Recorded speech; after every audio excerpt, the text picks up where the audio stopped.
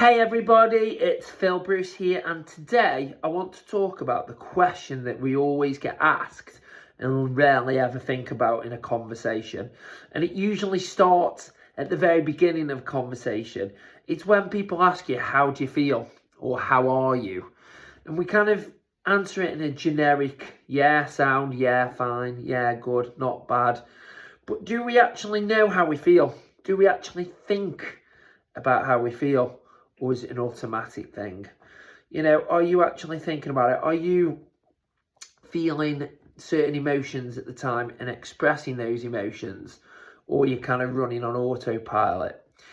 Are you kind of, when you're in that conversation, thinking about, as I say, the emotions that are going through, the thoughts that are going through, the feelings in itself through those different actions, through things that have gone on in the day, or what you're excited for, or stresses and strains, and plenty of other elements? Or are we just answering it as a subconscious automatic answer because we're worried about what people think?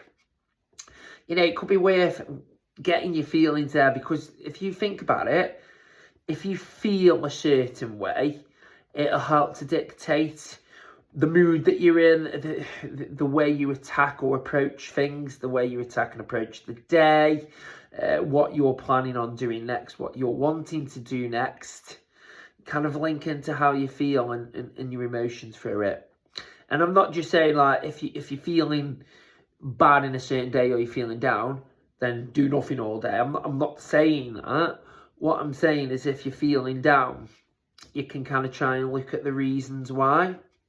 So what has happened? Has something happened in that day? Has something happened in that moment? Is something on your mind? Is it you? Is it someone else? Is it the person that you're speaking to in that conversation or you're around? Or is it someone like a family member, a friend, someone that you care about?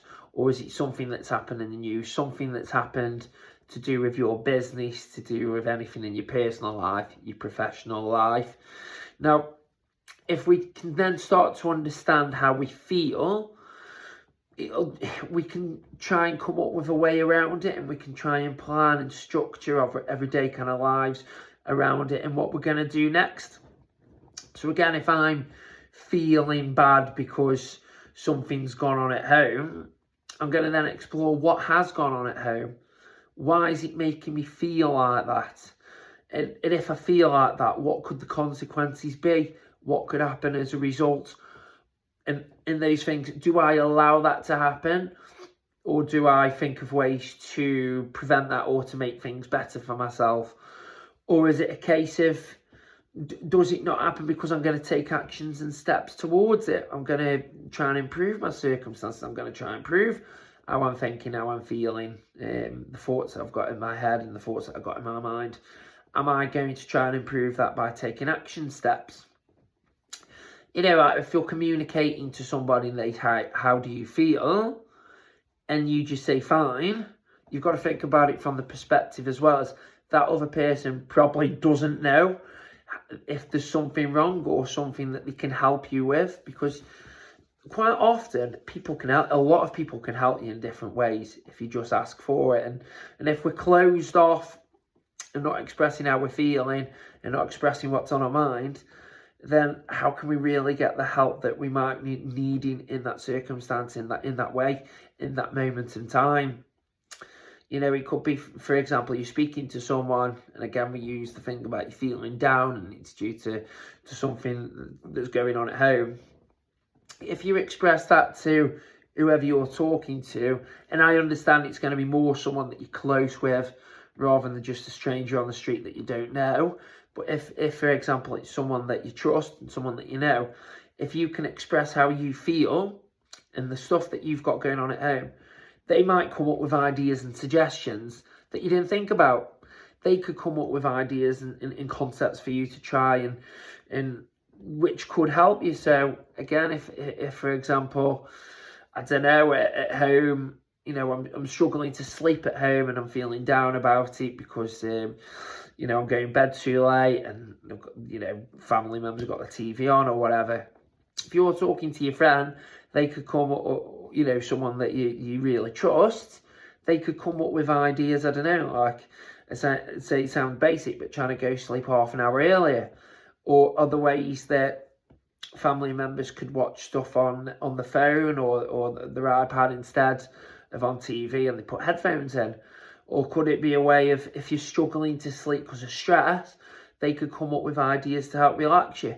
I don't know, like listening to a good podcast, reading a book, having like dark lighting, having a nice warm bath, doing a bit of mindfulness meditation.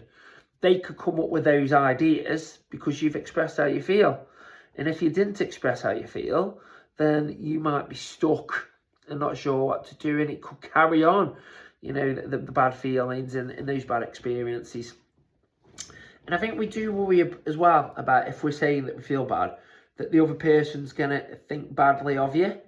But actually, on a lot of occasions, the person actually wants to know how you're feeling or how you are, because they want to talk to you, they want that conversation, and they like you, and they feel like they want more context out of it than just saying, yeah, I'm okay, how are you? If and you can flip it on its head as well. If you're feeling good, you can tell them that you're feeling good. You can tell them what's going on, because the odds are they'll want to share your success. They will want to kind of enjoy the successes you're having. It's a feel-good factor, and you might be able to help them as well.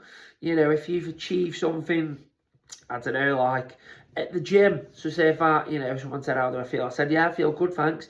I've just managed to bench press 100 kilo, for example. And that person speaking to you is going, that's brilliant. I've been wanting to do that for a while, but I feel like I've plateaued at 85. Is there any way that you can help?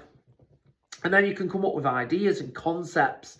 It could be mixing up the reps, it could be mixing up the sets, it could be changing the weights, it could be changing the speed, the tempo. It could even be having a week or two off but you can come up with ideas to help them. So by you feeling good and explaining why you're feeling good, it can help them as a byproduct.